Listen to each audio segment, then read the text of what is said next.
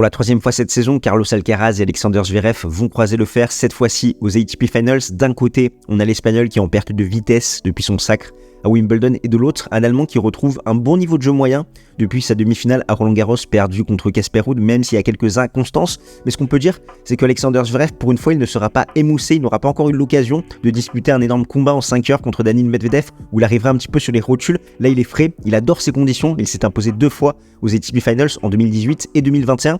Alors, est-ce que Carlitos, qui est un petit peu victime du syndrome Nadal en fin de saison, va faire une 3e défaite de suite, ou est-ce qu'il va être capable de se remobiliser pour sa première participation au Masters? Personnellement, je vois une victoire poussive de Carlitos en 3-7 contre Alexander Zverev. Je t'en dis pas plus et je t'explique pourquoi après le jingle.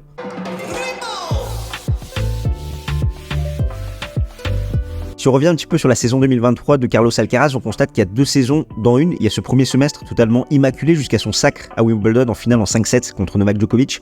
47 victoires, 4 défaites et 5 autres titres, donc 2 Masters 1000.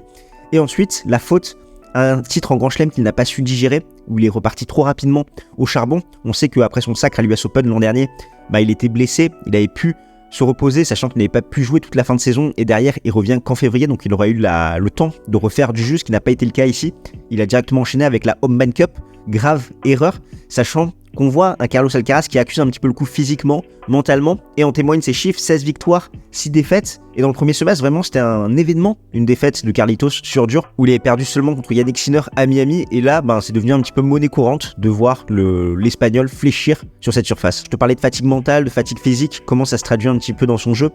Justement, on a un Carlos Alcaraz qui manque de patience, qui n'est plus créatif, qui est vraiment muselé par ses adversaires, sa créativité n'arrive plus du tout à s'exprimer, ce qui fait qu'on a un Alcaraz qui repart un petit peu dans ses travers, à juste frapper fort dans la balle en espérant que ça passe. Souvent, ça sort énormément et il n'arrive plus vraiment à imposer son propre rythme, ses propres règles. C'est finalement ses adversaires qui le contraignent à jouer comme ça, et c'est un petit peu dommage parce qu'on sait que c'est un joueur ultra créatif, et là on a vraiment un Carlos Alcaraz qui sert juste à frapper fort dans la balle, qui va commettre énormément de fautes directes, et c'est pas sur quoi il nous avait habitués dans ce premier semestre. Si on va un petit peu plus loin, on constate également une baisse au service, sachant que sur le premier semestre c'est quand même 75% de points gagnés derrière sa première balle. Là il est passé à 69%, et surtout à la relance où il est beaucoup moins réaliste.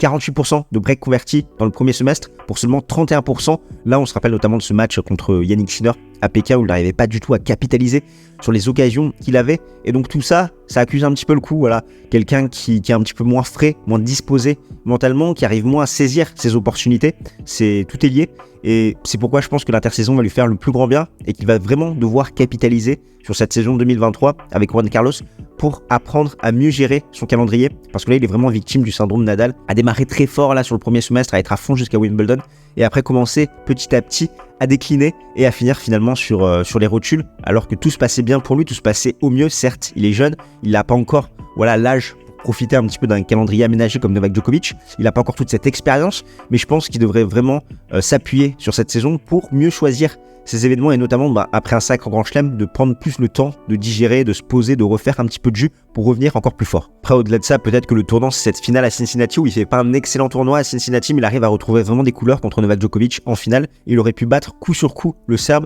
où ça aurait peut-être douché un petit peu le Joker, et Alcaraz, ça l'aurait un peu relancé sur cette fin de saison. Là ça n'a pas été le cas, ça a été un gros coup d'arrêt pour lui, et derrière c'est beaucoup plus compliqué, sachant que là c'est sa première fois au Masters, il n'avait pas pu participer en 2022. La place de numéro 1 mondial s'est quasiment envolée. Si Djokovic s'impose contre Holger Rune, c'est fini, il n'a plus forcément les cartes en main, et surtout sur ses 5 derniers matchs, c'est quand même 3 défaites, donc c'est assez inquiétant par rapport aux standards auxquels il nous avait habitués, mais bon, ça s'explique par rapport à son état de fraîcheur générale. Et pour moi, il doit impérativement retrouver ce qui faisait sa force, la construction d'un point, la créativité, la patience. On sait que c'est un joueur qui peut très bien varier avec du slice, des amortis, des montées au filet. Il avait énormément progressé à la relance et au service à Wimbledon, et derrière il a cette puissance du fond naturel pour déloger un petit peu de leur zone de confort ses adversaires. Mais voilà, c'est une triptyque pour lui, il faut qu'il y ait tous ces ingrédients qui soient là pour que le puzzle soit parfait. Là c'est beaucoup trop pas complet, et finalement il surjoue et il va trop rapidement à la faute. Avant de passer à Alexander Zverev, est-ce que ça te dirait de générer des revenus passifs? C'est justement le but du sponsor de cette vidéo, Royalties. J'imagine que tu connais la bourse, tu investis dans des entreprises auxquelles tu crois en achetant des actions, et en fonction de leur performance, tu vas améliorer tes rendements. Royalties, c'est la même chose. Tu ne vas pas investir dans des entreprises, mais dans des talents. Donc tu as différents sports qui sont représentés, ça c'est chouette pour diversifier ton portefeuille. Là bien évidemment on va s'intéresser au tennis. Tu retrouves du Daniil Medvedev, du Casper Ruud, du Nick Kyrgios, du Noskova, du Caro Garcia et bien d'autres. Je te laisserai aller voir tout ça. Tu vas acquérir un ROI. Donc un ROI c'est l'équivalent d'une action. En moyenne, le ROI de départ est à 2 €. Ça peut être un petit peu plus élevé en fonction du succès, du talent. Et en fonction des performances du joueur sur le terrain, mais également en dehors, par exemple sur les réseaux sociaux, il y a un algorithme qui te calcule tout ça. Et derrière, ça va te faire fructifier ton investissement initial sur ce joueur et chaque mois, tu as une retombée. Donc tu es embarqué dans l'aventure d'un joueur et en fonction de ses performances, justement tu vas avoir une retombée directe dans ton portefeuille par rapport à ce qu'il produit sur un terrain. Donc ça c'est vachement intéressant. Bien évidemment, c'est une activité responsable quand on parle d'investissement.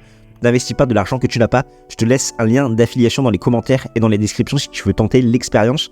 Donc une fois que tu es inscrit, tu fais ta première transaction et derrière tu as accès à un bonus. Donc ce bonus, ça peut être un talent, de l'argent ou des cadeaux comme des AirPods Pro. Si on revient à notre affiche et si on parle un petit peu d'Alexander Zverev, lui aussi il a eu 2 saisons dans une saison. En effet, on sait qu'il était sorti en béquille à Roland-Garros 2022 en demi-finale contre Rafael Nadal dans un match très compliqué avec des conditions un petit peu complexes où ce n'était pas fait pour l'un ou pour l'autre joueur. Il aura fallu attendre un an pour qu'il retrouve vraiment un bon niveau de jeu moyen, sachant qu'il a fait cette rééducation, il est revenu en début d'année 2023. Jusqu'à Roland-Garros, ses statistiques sont pas folles, 15 victoires, 13 défaites, et à l'entame de Roland-Garros jusqu'à maintenant, c'est 38 victoires pour 13 défaites, donc 2 titres à Hambourg et Chengdu. Donc c'est un joueur qui a su petit à petit s'accrocher, se remettre. On sait que c'est pas évident quand tu t'appelles pas Djokovic, Federer ou Nadal de revenir. Demande à Dominic Thiem, Alexander Zverev sur un semestre, ce qu'il a su faire.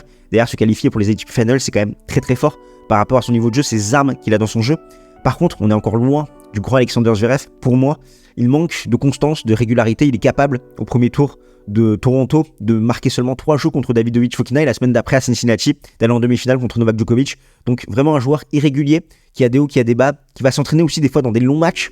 On se rappelle de ce match contre Hugo Humbert, dû aussi à sa passivité. On sait que c'est un peu le péché mignon de Alexander Zverev de rester du fond, de manquer un petit peu d'agressivité et de jouer pendant des heures, notamment côté coup de roue, c'est un petit peu faiblard, là où sa grande force, c'est son revers.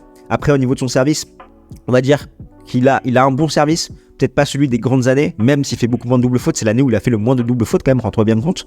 Donc ça c'est plutôt encourageant pour lui. Il a eu des bonnes performances dans l'année, quelques matchs par-ci par-là, notamment cette demi-finale à Roland-Garros où il s'incline contre Casper Ruud, mais ça a été très solide sur certaines séquences. Après, on attend de voir 2024 pour voir peut-être une performance, une copie beaucoup plus constante de la part de l'Allemand, sachant qu'au niveau de ses points faibles, c'est toujours ce coup droit où il manque d'agressivité, il n'arrive pas à faire le point, il fait un petit peu des ronds avec son coup droit, là où côté revers c'est beaucoup plus propre, frappé à plat, très tendu, où il fait mal à ses adversaires, et le service où il peut encore passer un petit cap pour retrouver de très bonnes sensations et être beaucoup plus percutant sur sa première balle. Après les ATP Finals, il adore ça, il a été lauréat en 2018 et 2021 à Londres et à Turin, à chaque fois il a battu Novak Djokovic, c'est des conditions qui lui vont à merveille, notamment pour son style de jeu. Là, je pense que ça risque d'être un petit peu trop juste sur l'ensemble de cette semaine, et que il faudra plus compter sur lui sur 2024, mais il peut nous surprendre, notamment sur ses premiers matchs où il est frais, il n'a pas encore eu le temps de puiser dans ses réserves, et il va pouvoir enclencher directement la première, ou derrière ça peut être un petit peu plus compliqué, où il peut avoir tendance à s'essouffler.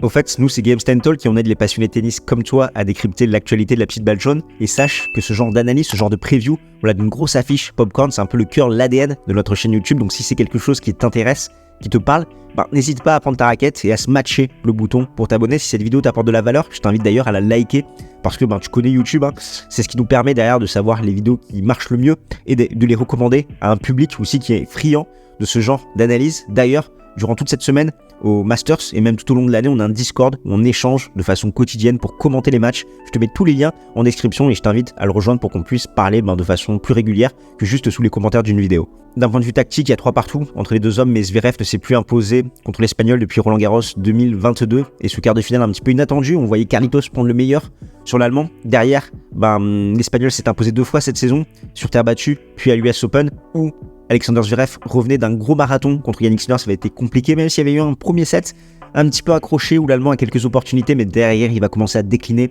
et flancher physiquement. Donc c'est toujours intéressant de voir ce que les deux joueurs peuvent mettre en place pour faire déjouer l'autre. Donc côté Alexander Zverev, il va devoir être percutant sur sa première balle, avoir un maximum de points gratuits. Après, côté revers, on sait que c'est sa force. Il peut dominer cette diagonale, notamment avec ses revers courts croisés qui permettent de sortir Carlos Alcaraz. Après, qu'est-ce qu'il faut faire quand tu l'as sorti? Généralement, il faut attaquer longue ligne avec ton revers parce qu'on sait que Alcaraz, il a ce petit défaut sur ses bouts de course côté coup droit, à aller un petit peu trop rapidement à la faute, ça va prendre un petit peu trop de risques, d'autant plus avec ce Carlos Alcaraz un petit peu émoussé en manque de créativité. Donc c'est vraiment un schéma payant pour l'Allemand. Après, côté coup droit, il va devoir faire des efforts, il va devoir sortir de sa zone de confort, agresser Carlitos. On sait qu'il n'apprécie pas ça du tout quand on l'agresse des deux côtés, quand on le sort de sa zone de confort, quand on le fait reculer, justement, parce que ça empêche un peu sa créativité, ça muselle justement ses amortis, ses montées au filet, etc. C'est son adversaire qui est devant.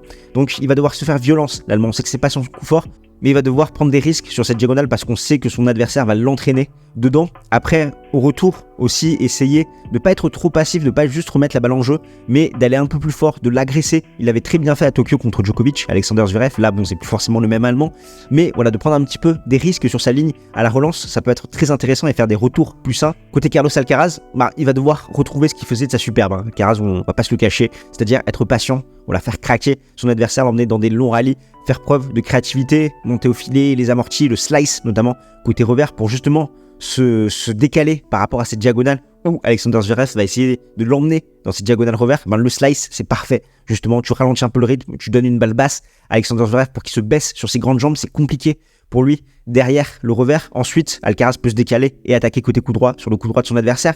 Il va devoir également dominer cette diagonale coup droit. On sait que c'est le point faible de l'Allemand. Il manque d'agressivité derrière, donc il peut gagner du terrain avec ce coup droit, son service. Il va devoir bien servir. Mais voilà, quoi qu'il arrive, je pense que ça va être un match intéressant vu que c'est le premier des deux joueurs dans ce Masters. Donc ça va permettre de les jauger un petit peu leur état de forme, voir ce qu'il en est. Au niveau du scénario et du pronostic, comme je te le disais en introduction, je vois une victoire de Carlos Alcaraz en 3-7.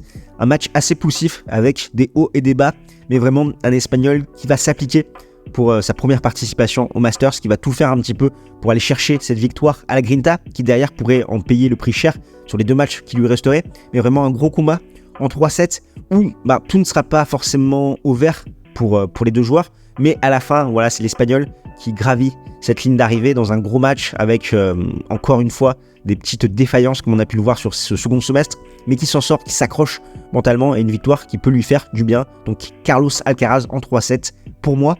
D'ailleurs, si tu veux patienter jusqu'à cette affiche, je t'invite à aller voir cette vidéo. On revient un petit peu sur l'analyse des 8 qualifiés aux ATP Finals ainsi que le tirage au sort pour savoir un petit peu ce que j'en pense, comment je vois le scénario de cette semaine. Et nous, on se retrouve très rapidement. D'ici là, porte bien. Ciao, ciao tout le monde.